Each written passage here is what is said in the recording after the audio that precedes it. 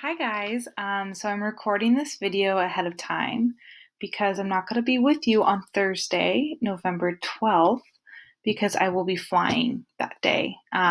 You guys know because you saw me earlier this week, but I'm visiting my family in Iowa and I'm taking the day Thursday off to just fly back home to Bakersfield. So I wanted to introduce the next section, but it follows right after, obviously, the section we just finished. So, if you remember, we're in the time period called the Gilded Age. Remember what it means to be gilded. It looks really beautiful and shiny on the outside, but really underneath, there might be some corruption and some problems. So, keep that in mind. So, section one, remember, was about industrialization. We learned about the Industrial Revolution that brought us all of these amazing inventions. Do you remember the transportation stuff with railroads? This is the telegraph right here. It looks kind of funny. And the telephone will eventually come as well. We have oil over here on the left-hand side, and then right in the middle, our big skyscrapers because of steel. We also learned about some of our first millionaires and billionaires who really capitalized on the Industrial Revolution. And unfortunately, not everybody was a millionaire, not everyone was a billionaire. There was a lot of people that were struggling during this time period, which we will definitely talk about as well. The second theme we covered in section one was urbanization, which is cities. And here we learned a lot about where cities were popping up, why they were popping up, and people's experiences in the cities.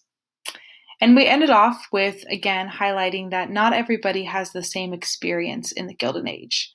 Yes, there are the rich people, there are the white people, there are people that have more rights during this time, but you also remember there's a lot of people that are struggling.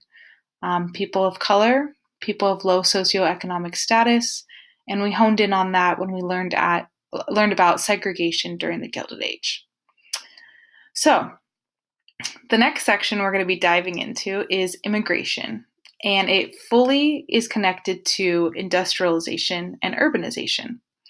As our country is growing up and growing stronger, growing more powerful, and economically growing as well, it causes a wave of immigration.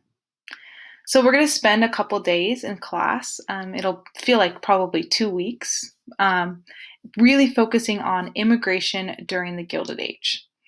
Yes, we've had immigrants coming into our country, but this is the biggest wave we're going to ever see. And it ties a lot of back into the Industrial Revolution as well. So, section two about immigration. I love this topic, and I'm so, so, so excited to go through it with you guys.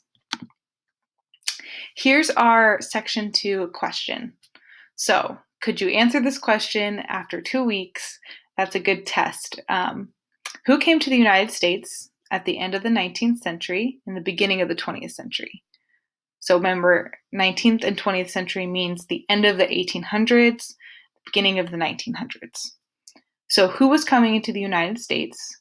Why did they come? And what was their experience like when they arrived? So again, if you can answer this question in 2 weeks, then you have fully understood immigration during the Gilded Age. Now again, immigrant is a person who comes to live permanently in a foreign country. We know immigration is a big topic, both today in 2020, but it's a big topic for our country. We're literally a nation of immigrants, and this is unique to us. And I'm excited to dive into it with you guys as we continue on with this section. One of the things we'll learn about are the reasons for immigration, why immigrants are coming into our country. You'll learn this phrase in an assignment. It's called push factors and pull factors. So there's going to be things that are pushing people out of their native country, and there's going to be things that are pulling them into America. Here's just a couple. There might be crop failure or agricultural failure in their country that they're from. There might be land shortages. There might be job shortages. They might be fleeing religious or political persecution, meaning they fear for their lives, there's a war, a rebellion, they're getting treated differently because of their political beliefs or their religious beliefs, and they want to leave their native country. The first three bullet points are all push factors. They're pushing them out of their native country to go somewhere else. But what is pulling them into America? We will also discuss that this week. One of the biggest things connecting to the Industrial Revolution is that the United States is turning into the land of economic opportunity. I mean, we've always been this for since the beginning of like our country's origin story. People came from England for that economic opportunity. But here we see it again when we're a more powerful country. Revolution, there are more jobs in America. So we are seen to the rest of the world as the place where you can restart, the place where you can leave what the problems of your old country, and you have a place of hope, a beacon of hope, because it is the land of opportunity. The Statue of Liberty was given to us at this time. Fun fact, she wasn't green, she was actually bronze. But over time, because she's right by the ocean, right by the water, like the chemicals and stuff, chemistry people, you can look this up, but it made her turn green over time. But we actually just got her as a gift. She's right outside New York City. She's right outside something called Ellis Island. But she brings a lot of hope to immigrants during this time. And again, we'll go into like her story later. And in fact, there's an extra credit about a poem that was written regarding the Statue of Liberty during this time. Here's just a peek of it. The poem is called The New Colossus. It's a poem by Emma Lazarus, and she wrote it in 1883. It says, "Give me your tired, your poor, your huddled masses, yearning to breathe free. The wretched refuse of your teeming shore. Send these, the homeless, tempest tossed to me.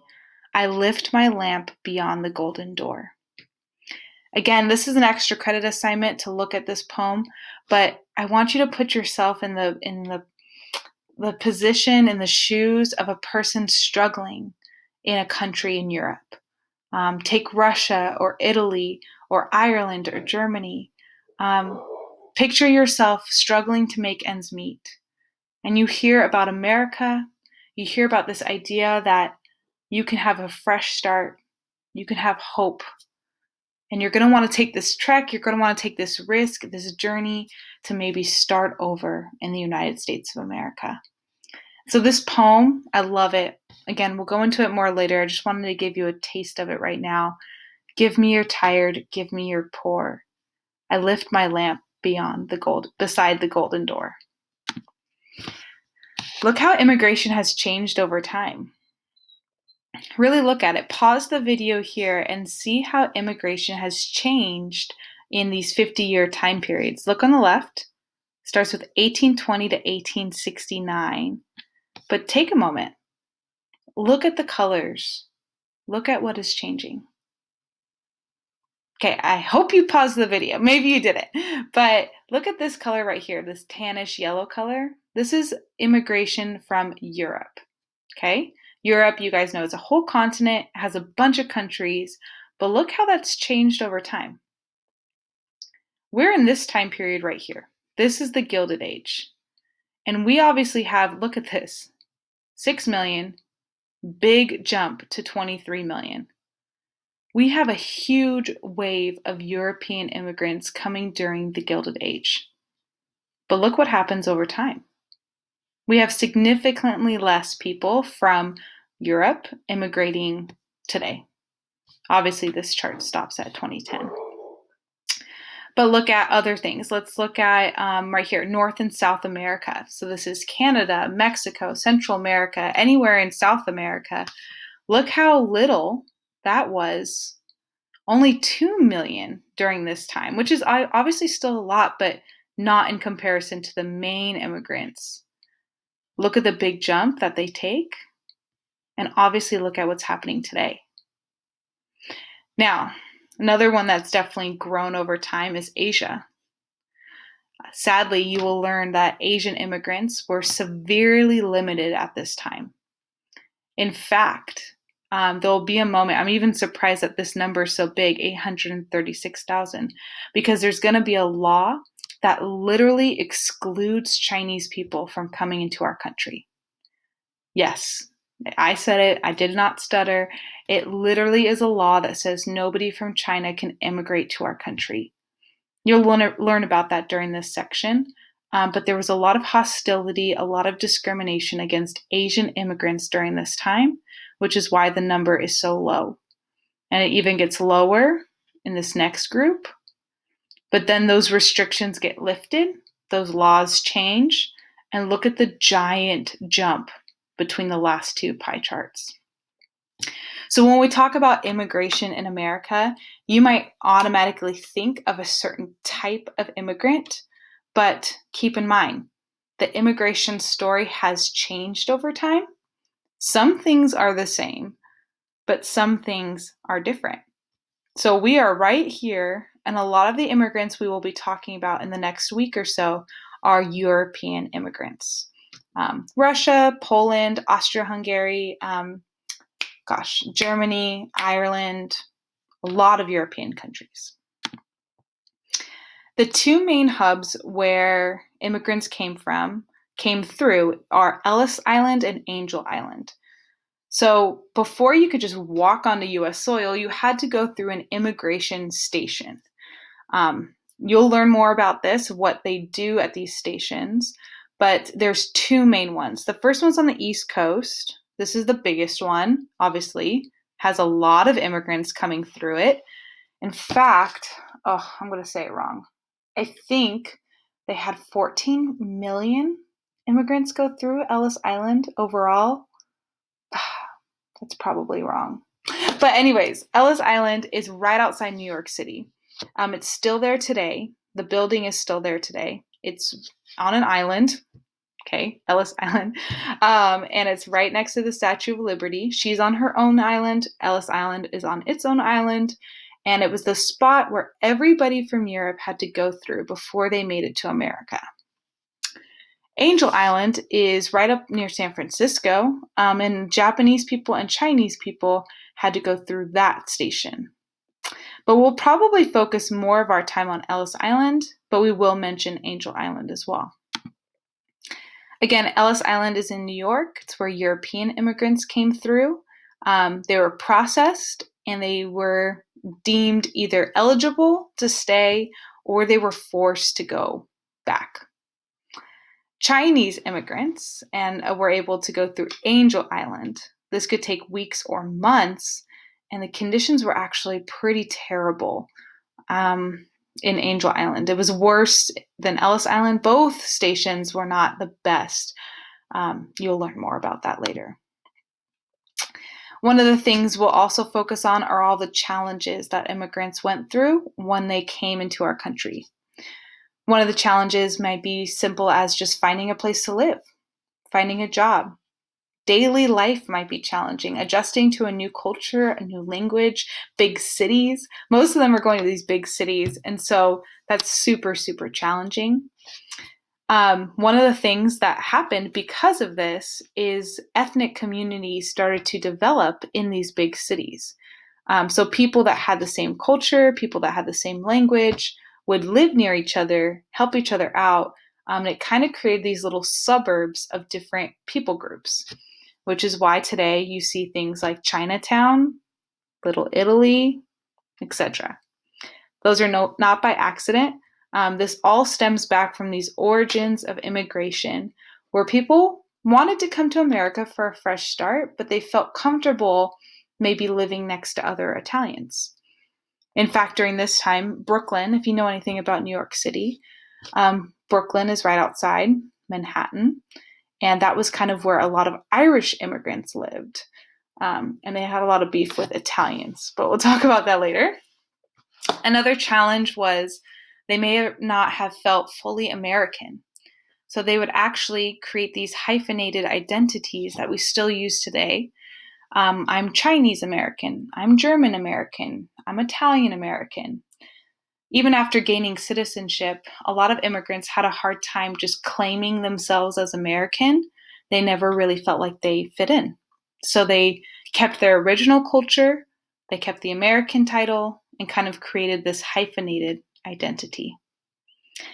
And lastly, one of the themes we'll talk about, unfortunately, is the major threats and harassment that these immigrants faced from native-born Americans. Now, when I say Native Americans, you think of Indians, which is natural. But at this time, people born and raised in America called themselves natives. Natives. And they actually discriminated against immigrants. So it's kind of ironic that they called themselves natives, but they did. And this ultimately created a trend called nativism, which was favoritism towards native-born Americans, basically anti-immigrant. So we will talk about all the good, all the bad, all the ugly. Again, it's the Gilded Age. There's going to be beautiful things, such great things of amazing opportunity and hope. But there's also going to be some issues underneath that, of course, we will discuss as a class. So, Module 2, Section 2, who's coming to the United States? Why are they coming, and what was their experience like when they arrived? Let's look at the first two assignments that I want you guys to do. So I'm going to Canvas. The first assignment is called 2.2.1, which is called Immigration Questions. What I would love for you to do is watch this video. I think it's really good, okay? It's 8 minutes and 22 seconds. Please watch this video and answer these 4 questions. So it's a text box or a Google Doc. You should do them in formal writing, but there's only 4 questions and it's a pretty simple assignment. So this is your classwork assignment. Get it done, get it out of the way, because you're going to want time to start your homework. Your homework is going to take a couple days, so look at the deadline. I'm giving you an extra day or so to do this one, but I love this assignment, guys. I know you can't see my face, but I'm so excited. Ellis Island in real life looks like this, and it's honestly one of my favorite tours in New York City. And in a dream world where there's no COVID and there's unlimited money, I would just die if I could take you guys there, because if you really want to see me geek out, it's at this museum, because I just think it is phenomenal. I think it's amazing, and it gives me goosebumps standing where all these immigrants went through, looking at the different rooms, learning all the stuff. Okay, Miss Coleman, I'm done. But this is something cool. There's actually a virtual tour of this museum. So I think I want you guys to go on it, because it's really, really cool, in my opinion. So this is a picture of Ellis Island in New York City today. I'll show you pictures that I took with my husband a couple years ago, because I just was obsessed. So what you're going to do, let's see if this works, because it keeps sending me a message that my Wi-Fi is being slow. Oh goodness, let me pause the video and see if my Wi-Fi gets better. Okay, it's back, and I hope my Wi-Fi works still. But this is the assignment, 2.2.2, Virtual Tour of Ellis Island. So you're going to click on this website. This is the virtual tour, and you're going to take the tour. I've asked you questions at every single stop. Oh gosh, how many stops are there? 10. But guys, there's only like 1 or 2 questions per stop, so I just want you to actually take the full tour, and I hope it's interesting. This is what immigrants had to do in order to come into our country, and so I wanted you guys to fully experience it. So here's the first stop. This is what it looks like, just to guide you through it. Every stop has the title at the top. It has these little did you know things, which I find interesting. You don't have to click on them, but sometimes I make you click on them. Read the story for sure, and then there's always an extra little something. So in this case, there's some photos to look through. And that's it. So in the first stop, what do I want you to do? Why were immigrants coming to America? That's in the story. Pick one of the pictures and make an observation and analysis. So pick any one of these pictures. Observation is anything that you see with your eyes. And analysis means you go deeper. You add a deeper meaning to it. You make a guess, you make an inference, you analyze it. Then I tell you to go on the other stops as well. So just to show you the other options. In the second stop, there's a story. There's the did you know? Fun fact, a 15-year-old girl was the first person to go through Ellis Island. Yep, her name was Annie Moore. Crazy. Teenagers immigrated by themselves at this time. Not super common. Most of them came with family, but when you can only afford to send one person over to America, sometimes you picked the person that had the best likelihood of finding a job.